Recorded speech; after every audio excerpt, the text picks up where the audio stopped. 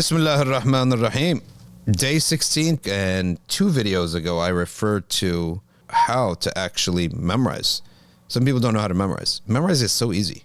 The key to memorizing is to actually read a very small passage. 2-3 ayahs, that's it. But read it with your eyes for a certain amount of times straight. 10 minutes. You know that how they do it in Mauritania? The kid gets his Quran written on a lawh, which is a board, a lawh.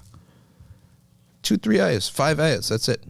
And he'll sit from, let's say, morning time all the way till dhuhr, and he'll recite it and move his beads once. Recite it and move his beads, and he'll do that 300 times. How could you possibly forget after that many repetitions? Then, dhuhr, he gets to take a break. Shortly after dhuhr, he recites it after asr. They don't do any work in the day, it's too hot. After asr, they come out again. He recites it from memory 300 times to somebody, right? Or to himself. How are you going to forget it that you do that? Can't forget it.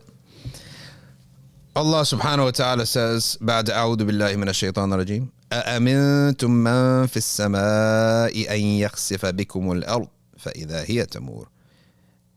Are you secure regarding who's in the heavens? Do you have a false sense of security? This is what this ayah is pointing us to. Do you have a false sense of security? That this whole earth cannot just be folded up on you? Like, what are you, so special? Where's your humility? أأمنتم عذاب من في السماء إن عصيتموه. Are you secure from his punishment? Nobody's secure. And the prophets are the only ones who are secure, and they don't act secure. They do not act as if they're secure, false sense of security. They are secured. Abu Bakr as-Siddiq is secured by the word of the Prophet sallallahu alaihi wasallam. But he said, I have my right foot is in heaven and my left foot is out. I still don't have security. It is forbidden. It is kufr even to believe that Allah Ta'ala will never punish you. In the same way as it is kufr to believe that Allah will never forgive you. Both extremes. Al-amnu min makrillah, acting and being safe, as if you're safe from the action of Allah Ta'ala and his punishment and consequences, and al-ya'su, to be despaired of Allah Ta'ala's mercy, as Iblis did. Both are forbidden. أأمنتم من في السماء قدرته وسلطانه وعرشه ومملكته. Do you know how massive the divine kingdom is? And we are literally a speck.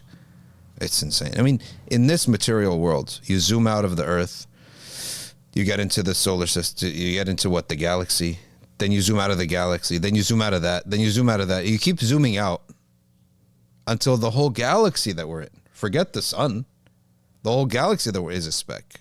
And we're somewhere in that as a speck of a speck of a speck. So are you going to have a false sense of security with that creator? We can be eliminated in a heartbeat or less than that.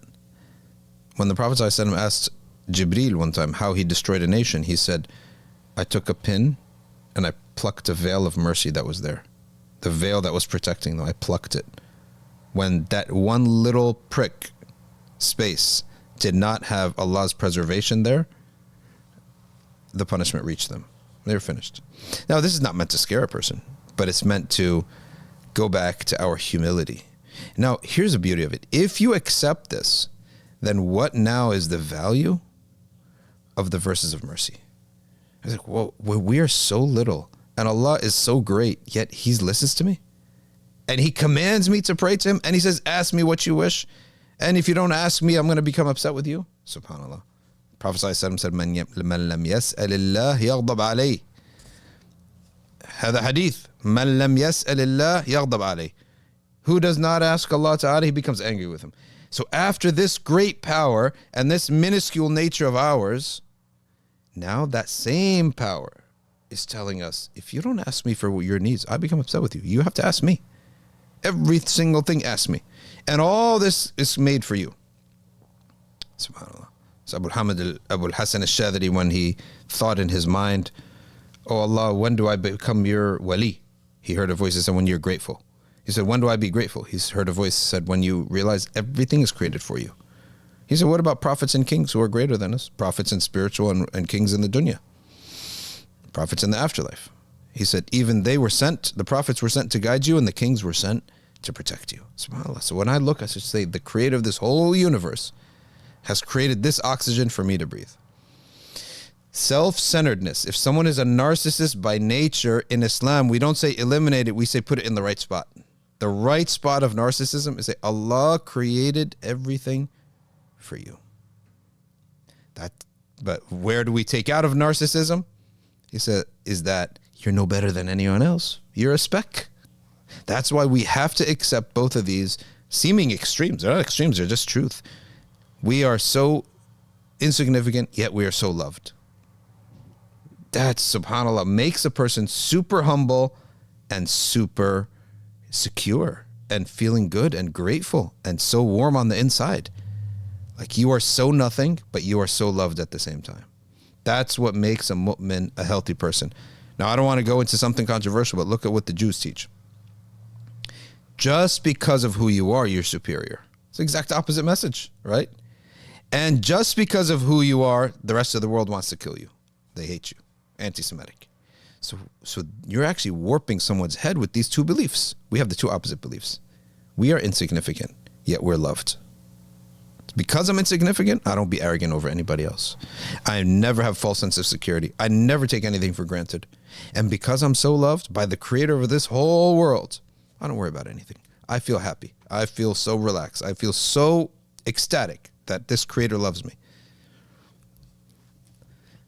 These are what these beliefs do to the heart of a person. And that's one of the contemplation of the verse leads you to that. خص السماء إن عم ملكه تبيينها على أن الإله الذي تنفذ قدرته في السماء لا من يعظمونه في الأرض. So he's saying here, he points to the fact that Allah Ta'ala, don't forget the sama that he has. So if Allah is disobeyed on the earth, but he is obeyed in the seven heavens, which dwarf this earth, how important are we if we have an attitude with the creator and with his prophets? وهو إشارة إلى ملائكة إلى الملائكة.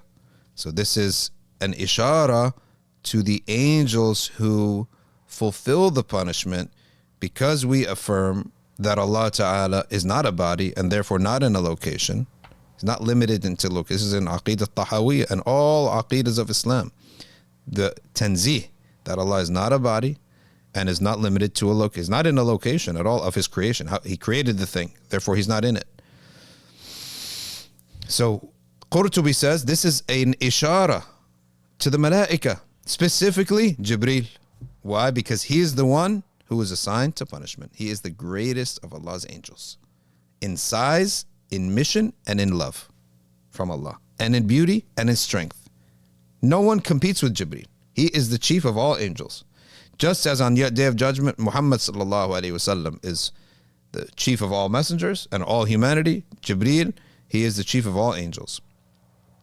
The color of Jibreel's wings are a shiny green. His feathers are green in nature. The soles of his feet are green, and he lives under the arsh of Allah subhanahu wa ta'ala. That's his abode, where he prays and lives. When Allah tells him a command, then he fulfills it. Subhanallah. So it's an ishara, all right? Because the angel who would punish is Jibreel. ويحتمل أن يكون المعنى أأمنتم خالق من في السماء. And Qurtubi gives us another ta'wil. What is he giving us here? Ta'wil, which means that we are not affirming a location for the creator, that we're not allowed to do that. Right? We're not allowed in our theology to do what Allah has not allowed said about himself. So he's not a jism, and therefore he says here, أأمنتم خالق من في السماء. Do you have a false sense of security of the creator of the one of those who are in the heavens? So angels have a location. Yep. أن يخسف بكم الأرض كما خسفها بقارون فإذا هي تمور. All right, that's enough for this segment and this chapter 16. Subhanakallahumma wa bihamdik. Nashhadu an la ilaha illa anta. Nastaghfiruka wa natubu ilayk.